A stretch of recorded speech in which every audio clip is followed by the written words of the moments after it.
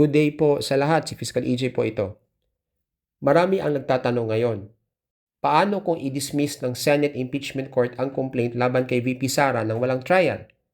Ano-ano ba ang pwedeng gawing hakbang in case na mangyari ito? Let's make this simple but clear. As what I had already exhaustively explained in my previous videos, hindi pwedeng basta-basta na lang i-dismiss ang impeachment complaint.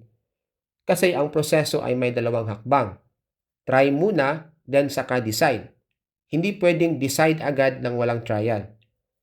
Now, if the Senate insists on dismissing the complaint without trial, it could be considered a grave abuse of discretion because it violates a clear constitutional mandate. So ano ang pwedeng legal remedy? Step number 1. Bago ka magtungo sa Supreme Court, kailangan mo munang mag-file ng motion for reconsideration sa mismong Senate Impeachment Court. Bakit ito mahalaga? Because as a matter of procedure, the doctrine of exhaustion of remedies applies. Ibig sabihin, bago ka dumulog sa Korte Suprema, dapat bigyan mo muna ng pagkakataon ang impeachment court na suriin at itama ang sarili nilang desisyon. Ang motion for reconsideration ay parang formal mong sinasabi, Mr. Impeachment Court, labag po ito sa saligang batas.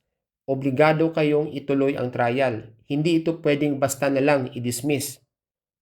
Now, kapag ni-reject nila ang motion for reconsideration o kung walang aksyon matapos ang makatwirang panahon, doon ka na pwedeng lumapit sa Supreme Court para maghain ng petisyon. Now, let's go to step number 2. Step number 2 involves the filing of a petition for certiorari and mandamus. Certiorari, para ideklara na unconstitutional o walang bisa ang dismissal na ginawa ng Senate dahil ito ay may grave abuse of discretion. Sa simpleng salita, ang grave abuse of discretion ay kapag ang isang opisyal o tribunal o ang Senate acting as an impeachment court ay kumilos ng labag sa batas o sa konstitusyon o sobrang lampas sa kanilang kapangyarihan na parang wala na silang legal na basihan.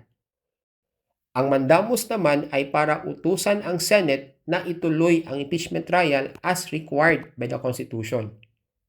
Pero tandaan, generally, hindi ka pwedeng dumiretso sa certiorari kung wala ka munang isinampang motion for reconsideration. Kung i-skip mo ito, malamang i-dismiss ng Supreme Court ang petition mo bilang premature o hilaw. Pero may mga exceptions naman. Halimbawa, kapag sobrang klaro na patently unconstitutional ang ginawa ng Senate o kapag useless na talaga ang pag-file ng motion for reconsideration. Useless meaning malinaw na sarado na ang utak nila sa anumang reconsideration, kaya wala nang saysay na mag-file pa ng MR.